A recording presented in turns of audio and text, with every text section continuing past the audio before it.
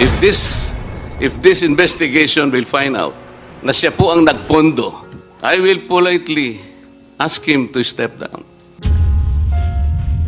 Matapang na sinabi ni Congressman Marcoleta na kapag napatunayan na si Speaker Romualdez ang nasa likod at nagpondo sa People's Initiative ay siya mismo ang gagawa ng aksyon para matanggal at masibak ito sa pwesto. Sa pagsisimula pa lamang ng pagdinig ng Senate Committee on Electrical Reforms and People's Participation, nagbitaw na agad ng maaangang na salita ang chairperson ng committee na si Senator Amy Marcos. Dito pinatamaan ang presidential sister. Ang anyay nagsabing walang paki ang Senado sa usapin ng People's Initiative. Matatandaan na binatikos kamakailan ni House Speaker Martin Romualdez ang Senado at sinabing walang pakialam ang Senado sa People's Initiative. Dahil wala tayong pakialam sa PI, wala tayong pakialam sa PI, wala tayong pakialam sa PI. Sino man magsabi na walang paki ang Senado sa usaping ito, isa lang ang masasabi ko, walang gamot sa kakapalan ng mukha mo.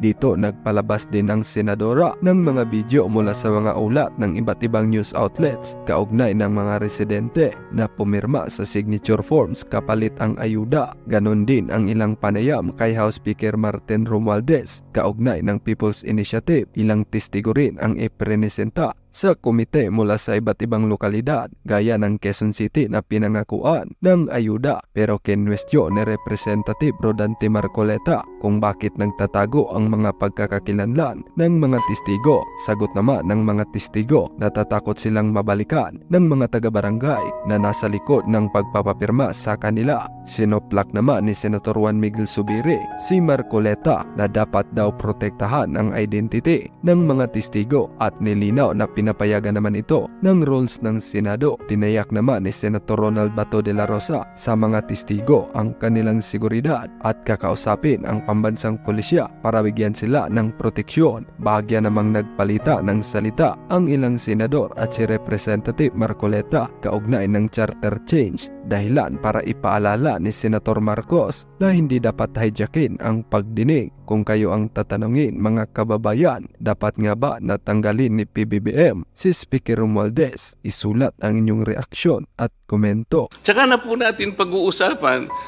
kung yung 3/4 is voting separately or not. Yes, Madam Chair. Pero Yes, wala I po think, tayo. Tama observation ni Attorney Marcoleta, but that cannot be forced. If the Senate does not want to amend the Constitution through a Constituent Assembly, the House cannot force it. Ganun lang po yun, as simple as that. So therefore, No one is forcing, Senator. precisely. So, there should be no complaint kasi we are two autonomous bodies. Ayaw nung isa makimit sa Constituent Assembly. The So, complaint arises from the fact that you do not want to meet with us. So Madam ang Chair. question, how can we make use of that particular Yes, modality? It is the first modality. yes, that means that the present composition of both houses cannot avail of that mode kasi ayaw nga nung isang house makimit. So, ano na po yan? That's a political question gamitin sa issue sa election. Pero our problem with the PI is yun na nga. Therefore, we suspected some politicians to be behind the PI because ang tinutumbok ng People's Initiative is the procedure sa Constituent Assembly. That's right. And changing the natural meaning of that section, That's Madam correct. Chair. So that's And that. with all due Yan yung respect flow, to yes. Congressman Marcoleta, that's likely a subject of another hearing and another meeting, and perhaps a more confident and benign meeting of the minds at another time. Madam Chair, if I Right may. now, I can see all my colleagues jumping out of their seats to contradict us, but let's not hijack this hearing. Let us Correct. proceed with the next witness, who has very kindly come from the province of Batangas. Yes po, Senator. Madam Chair. Salamat, Madam Chair. Senate President, Madam Chair. Madam Chair, Madam Chair. Can I be I've been recognized, Madam acknowledged Chair? by the Chair. Madam Chair. Madam Chair. Madam Chair, may I proceed, Madam Chair? Madam Chair. May I proceed, Madam Chair? I'm sorry, Chair. I It's thought all right. the congressman Madam was Chair, point of order. escaping. No. Yes, Thank you, Madam Senator Chair. Ontiveros, He should Thank listen you, Madam to us. Chair. I'm I, raising a point you of should listen order, to us, Madam huh? Chair. Madam Chair, if I may proceed. I've been acknowledged already. ₱500,000, ito pala mong papel. Ipiprint mo ito, palagay mo na lang ₱2. 800,000 seats at 1.6 million plus 500, that's about 2 million. Saan niya kinuha ni Anthony? Maybe we can ask questions directly from this guy. Hindi yung mga nakatakip ang mukha. They're so brave enough not to be able to expose their faces in the public. I'm sorry, Mr. Senate President, but I read your rules of evidence. If the substantive rights of people affected in this hearing, they should also be protected. How can we, for example, confront the accusers if they are all masked? Hindi po ganito. I am not defending the Speaker of the House of Representatives. I will repeat this. If this investigation will find out na siya po ang nagpondo, I will politely ask him to step down. Pero alimbawa po kung ito'y ginawa ni Anthony about out of exasperation, out of frustration, because I think for the longest time, the House of Representatives have been inviting the Senate to meet with us on a constituent assembly, and the Senate repeatedly refused us. This is on record, Madam Chair. Kahit kailan po hindi natin magagampanan, hindi natin magagamit yung isang modality to change the Constitution, which is the Constituent Assembly. Every time an invitation is issued to the Senate by the House, ang answer po, deadma. Deadma. So kailan po natin gagamitin ang Constituent Assembly? We cannot. It's impossible. Sasagot sinasabi ng Senate, well, ang dami pong ano eh. Okay, bago kami makipag-meet sa inyo, you will have to agree that separate voting. Ganun po palagang nangyayari. Ito po ang nangyari. Ako po matagal na sa Congress. Kung hindi ako nagkakamali, Madam Chair, panahon pa po ni Speaker Belmonte, pinag-iisipan na natin to. Restrictive economic provisions, blah, blah, blah, blah, blah, blah. But we never agree just to meet. Alam po ninyo, Madam Chair, ang pinag-uusap lang, mag-meet lang po tayo. Dagdag lang ko konti, Madam Chair. No? I just would like to react to the statement of Attorney Rodante Marcolita. Congressman Marcolita. Kung sinabi po niya, Madam Chair, na siya ay nasasaktan dahil para bang alluded to yung buong lower house na sila ang nasa likuran nitong People's Initiative. Ako rin ay nasasaktan when he alluded the Senate as the opposition palagi, dahilan kung bakit hindi natutuloy yung economic chacha. Ako po'y gusto ko iparating, Madam Chair, na in fact, during the last Congress, kaming dalawa ni Senator Tolentino, nag-file kami ng resolution for economic chacha. And nagbabago po yung composition ng Senado at pareho na rin sa lower house, nagbabago rin yung composition. So hindi po rin masabi na kung nag-oppose sila ngayon, mag-oppose na yan forever. Nagbabago po. Kami po ni Senator Tolentino, nag-file ng resolution. Kaya masakit po sa amin kung sabihin niya, nilalahat niya na ang buong Senado ay ayaw sa chacha. Kami po, nag-propose. So, yun lang po. Gusto ko lang liwanagin, Madam Chair. Again, he is a good friend of mine, Congressman Marcolita. There's nothing personal about it. Gusto ko lang rin parating sa kanya yung mensahe na kami po ay pro-chacha rin, lalong-lalo na pagdating sa economic reforms. Madam Chair, Thank you po. we can simplify this. Maybe we can have a stipulation. Can the Senate stipulate that of all the initiatives taken by the House to engage you as a constituent assembly, all these initiatives have been refused? Wala pa tayong, hindi pa po tayo Madam nag-meet. Chair, as Senate President, as the leader of this institution, I can categorically state that we have not refused any measures. Matter of fact, I filed last week RBH 6, which is to discuss economic provisions of the Constitution. So, Only to change your mind 3 days later, Mr. Senate President. did I ever say, for the record, did I ever say I am no longer pursuing this? Please cite the record that I said I will no longer pursue this. Well, it's in the Yes. privileged speech I heard by no. one of you. No. I'd like They're to correct now- misconception of my dear friend, Congressman Marcoleta. We are just fighting this PI first. Because this PI, this fake People's Initiative, is going to undermine the processes of voting during the discussions of constitutional change.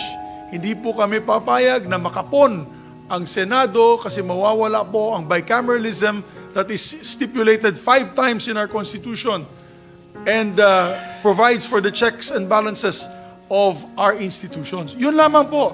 Wala po tayong pinag-aawayan kundi itong PI kasi alam mo, sa totoo lang, Madam Chair, we're veering away from the topic here. But really quickly, kung yung People's Initiative, kung linagay po nila dyan, sino bang mga proponents dyan?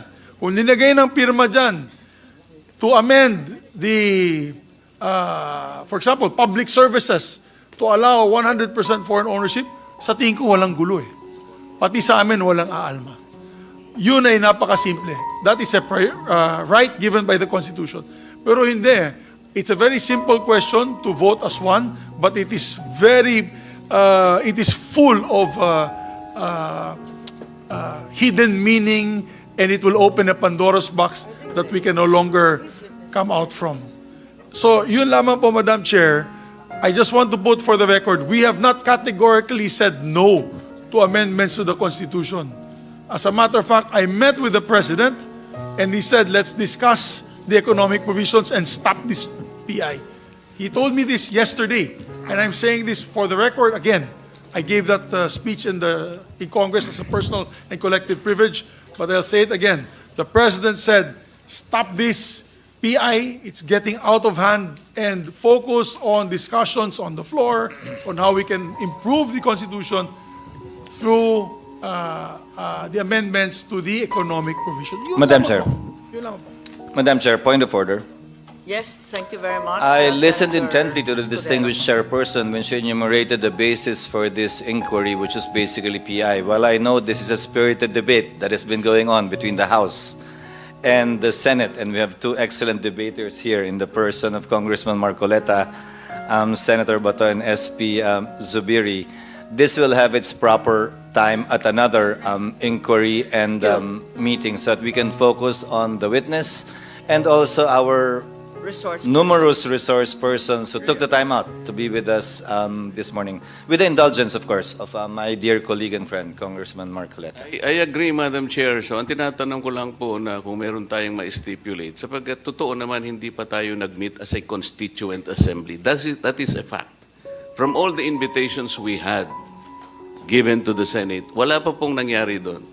Ito po Well yung taken totoo. po. Pag-usapan natin. So, maaring ngayon po mangyari na. Pero ang sinasabi ko, for the longest time, the hands were extended to you to meet with us on a constituent assembly. Yung mag-usap lang tayo. And then Marami pag-usapan pong natin magpoprotesta kung dyan. voting Pero hayaan na separately po natin or at voting bigyan natin jointly. ng ibang But let pagkakataon. the process to proceed. Yung Tama. mag-meet lang tayo.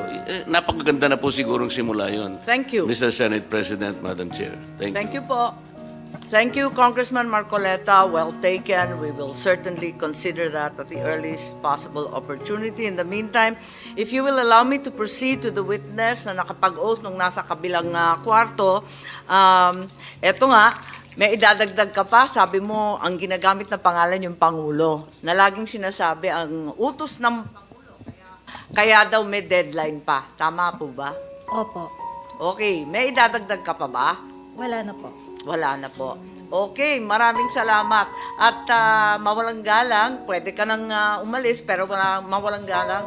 Bago po tayo pumunta sa pirma, may 5 witness, mabilis lang.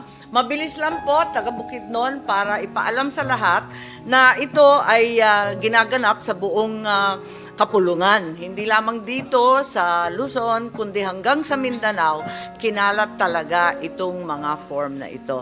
So maraming salamat sa ating testigo at tawagin natin yung mga taga Bukidnon.